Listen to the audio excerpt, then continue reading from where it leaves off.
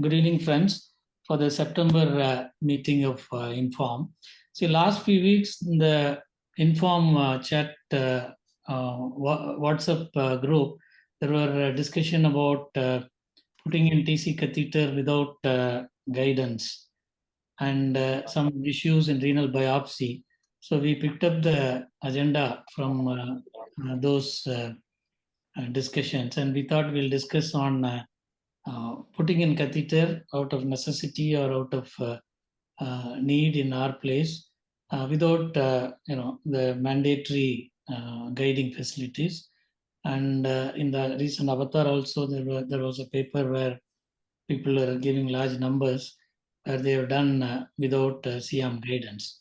So we wanted to take a view of the whole group and see at this point of time, with all these facilities, how right or wrong it is to continue that practice. So we have brought in real senior interventional nephrologists, Professor Kasi, Dr. Anil, Dr. Vandana, Dr. Tushar, and many others here who would give us a better perspective, from different angles, from the olden day practice to the present day and practice in US and here and all that. So at the end of the discussion, I think we'll have a better understanding of this topic.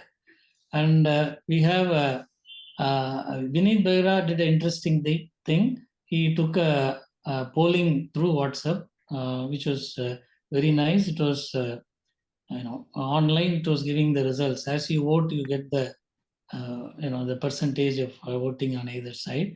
And there again, there were quite a good number of people who were doing without proper or not proper without CM guidance. So I'll pass it on to Vineet. Let him give the results of the poll. From that, we'll come back to the faculty with the chairpersons and their overview. Then we'll move on to Dr. Manish, who has some large numbers with data on imaging or no imaging internal catheter placement. Then we have Dale Aravind, who has done quite a few left-sided catheters without CM imaging, although I think he has access to CM and other facilities. And later we'll open the topic for discussion. And renal biopsy we took in special situations like polycystic kidney, harshow kidney, in pregnancy, in bleeding situation. That is again a whole lot of interesting area which needs a discussion, but I do not know how much time will be left for that. If not, we'll carry it around for the next month for a detailed discussion. So Vineet, you can share your initial discussion slides. Adrian, good evening. Welcome. Good evening, everyone. Good morning, everyone. For us, it's good morning. So are my slides visible? Yes, yes. Good evening, everyone.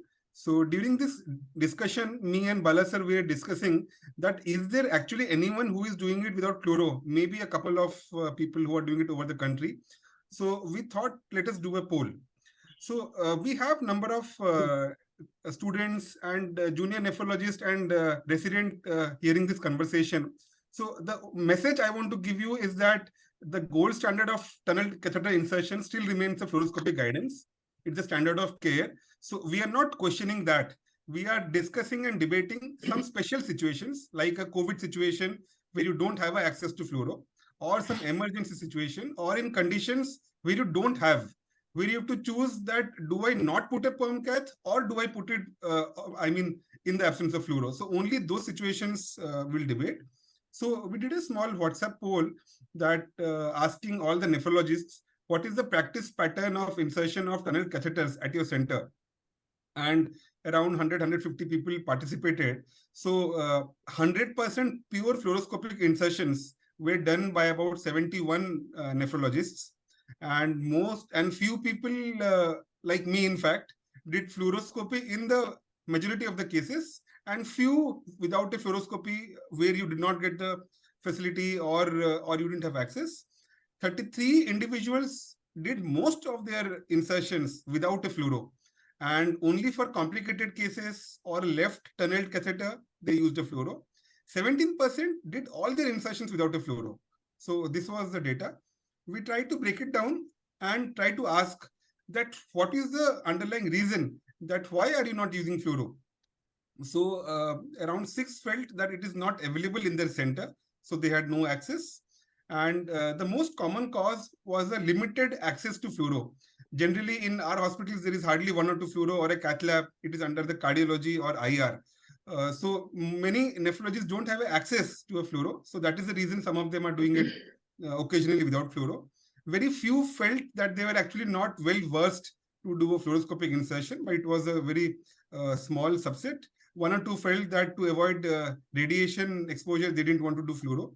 And some people, maybe in the private sector or who are working in resource limited conditions, for cost cutting and for poor patients, they had to do it without fluoro. The same we tried to also replicate over the international community, over the Twitter, and we got similar results. Around 52% are doing it fluoroscopic guided. 19% are doing their predominant insertions under fluoro, few without fluoro.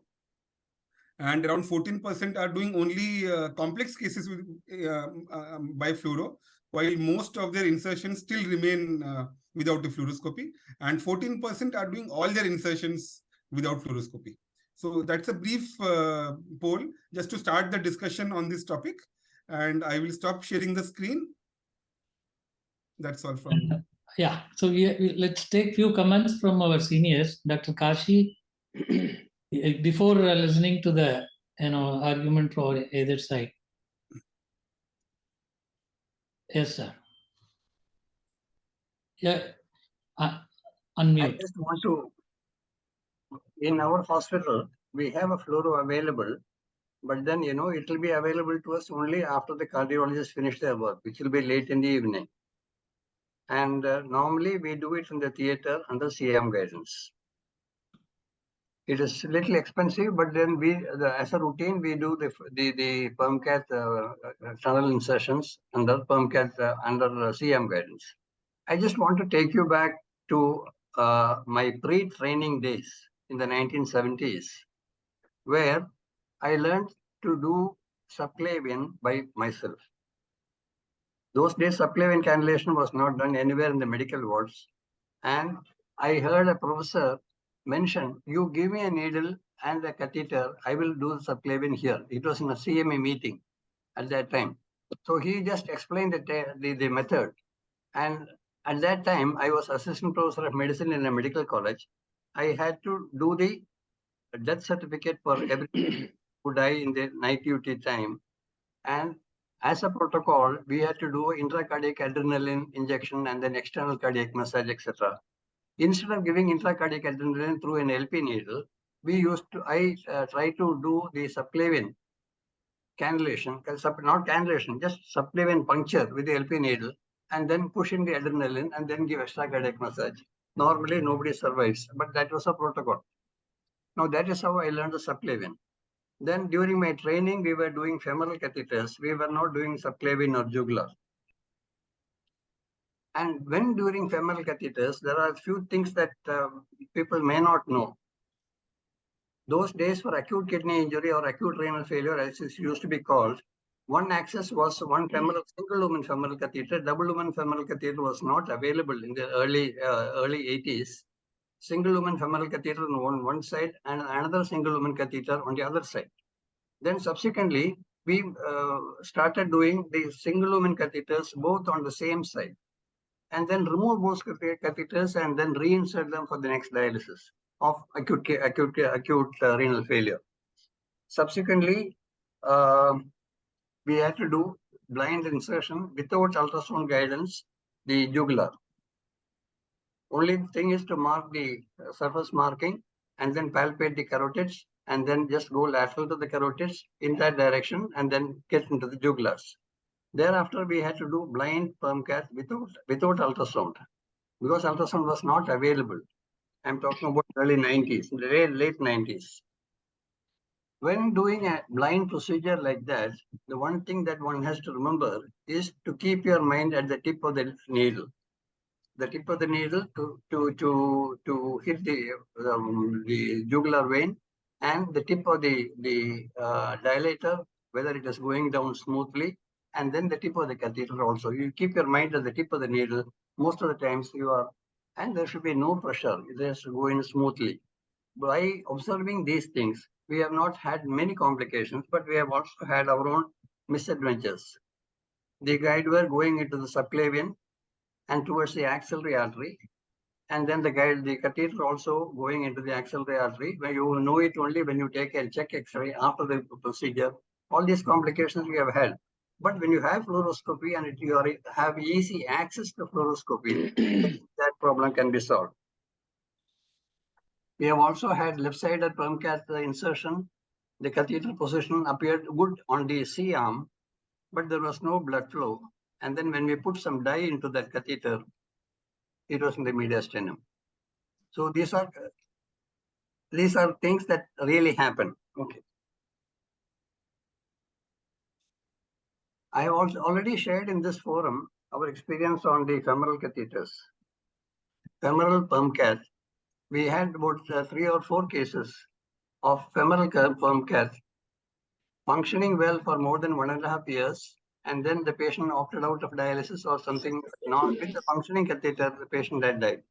We have another patient who has done nearly 2.5 years on perm cath, femoral perm cath, with the exit site on the anterior abdominal wall going on well. So my introductory remark is that since if you have a C-arm, it is enough for the routine subclavian cannulation. But for left side, it is better to do under fluoroscopic control. And of course, for femoral catheters, the exit site should be better on the anterior abdominal wall and not on the thigh. With these comments, I just hand over back to Dr. Bala for continuation. Thank you, sir. And before Manish starts, let's hear from across the borders where their resources are not an issue at all, and accessibility to C-arm and ultrasound, everything is there. Still, we get data from them talking about non-fluoroscopy image-guided stuff. So, sir, Dr. Anil, Dr. Vandana, few words, then we'll go on to the experience from our speakers. Dr. Neer, you want to speak first? Yeah, go ahead. Okay, I'll just go. So I think, thank you, Dr. Kasi. That is really, so I also trained in the 90s, and definitely when we had limited resources, you do what you have to do. The question really is, when I was looking through the poll that Vineet had shown, it seems like a good 40+%, maybe almost 50% of the people are using the fluoro for, not because you don't have it, but because of other resources. So I'll just say that I do have a very strong personal opinion on this, and I apologize for that. But I feel like if you have the option, if you have access to the C-arm, and I'll share our experience at Emory. We had during our fellowship, and I'm talking, this is again a long time ago, so early 2000s. We would actually do the tunnel catheters at the bedside. That was a requirement for us to do the fellowship, and you had to do at least 10, but most people did a lot more than that. And that was standard protocol for our training. And the one thing that we saw over the years is exactly what you mentioned, is where the wire ends up. And if you are not sure if the wire just goes straight through, and you're not exactly sure because you don't have fluoro where you are, you can run into a lot of trouble. And we had patients who had the catheter in the mediastinum, and you're doing this without fluoro, without sedation. Not only, I think one huge component that we need to talk about is the patient perspective. When you're doing it without fluoro, and perhaps in those resources, you may not give them conscious sedation. And the question that I always, whenever I'm stuck, would I want to have this procedure on myself done in this way. If I'm not going to do it on myself, I'm not going to do it on anybody else in that way. That is my true north. That is how I decide how I'm going to do a procedure. Secondly, we started having, so again, without any gender bias, but the complications that we had were mostly like big, tall people who would start pushing and, start doing things without being sure where they were. And we had people where we had to call emergency cardiothoracic surgery because either the catheter had been placed in the artery or it was in the mediastinum. So as a group, as a university, we decided that from, I forget which year it was, but we just stopped doing blind, because it's not the 100 cases that go right. It's that one case that goes wrong that you have to be very careful about. And the other thing that I feel very strongly about is that the approach where, oh, I can do it. Even if you can do it, it doesn't mean that you should do it. So we have to really put the patient perspective. We have to, and I mean, I'm no one to preach. I totally understand limited resources. I've worked in the beginning of my career and towards the end of it as well in cath labs. And I know how difficult it is to wait for people to get done so that you can do what you need to do. But putting in a tunnel catheter is not an emergency. A patient will still get dialysis with a non-tunnel catheter, which is less prone to complications. So my personal opinion, again, I feel like even in the right side, it's definitely doable. But if you remember, there's still a fair amount of anatomic variability as well. So my personal preference is, if I have the resources, and again, I don't want to if someone is working in a place where they just don't have the option, but I would just use these questions to sort of guide me as to how I want to do it. So my personal preference would be not to do it under fluoroscopy unless you're really with your back to the wall and you need it. And that really should not happen, because you still have a non-tunnel catheter. So the difference, and for the trainees, is the difference between the non-tunnel and the tunnel is how you make that extra tunnel and how you actually go down into the vein when you open up the sheath. And that can be pretty traumatic. And during my training, I have seen people not mindful of the amount of blood loss that is happening and just going and splitting things, and they're not even in the right place. So my 2 cents on that, Dr. Agarwal. Thank you so much. And that was such a nice statement, both Dr. Vishweshwaran and Dr. Nair. This is, I think if you get senior, and I have to say that at this point we are in that area. So if you have people who have trained for 10, 20, 30 years or worked in this area, all you are going to get is stories. And then we have fantastic stories. We have horrific stories about everything. And so I have to say that I agree with both Dr. Vishweshwaran and Dr. Nair that if you have the availability and you can utilize that, try to use imaging. Do not do without it. Remember the Hippocratic Oath: first do no harm. So yes, chances are on the right side, 90% will go without any problem.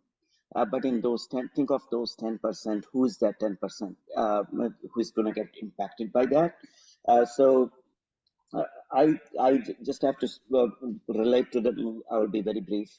I have to relate to that era when there was no guidance even for temporary catheters, non-tunnel catheters. And I was the first one when at Ohio State where when we got the Sonosite guidance. And it was a very surreal experience. You're looking at the monitor and you're working here, and the catheter went in, and it looked very odd. But then you must have seen the articles where it shows how much avoidance of complications you can have by simply just using ultrasound for cannulation. And similarly for fluoroscopic, I think it is extremely, extremely important. I've seen wires when you use fluoroscopy, you will see wires going to the left, to the right, to the arm, different places. I was doing a catheter from the left side, and the wire was just going on the left side. I'm like, where am I going? I'm going into the heart. So that is my publication on the left side. It's superior vena cava. I mean, look up in Kidney International. So there was vena cava on the left side. So you just cannot tell. And sometimes catheter will be in a zygous or different areas. I will also point out to Tushar's publication. There is a circuitous route of the catheter.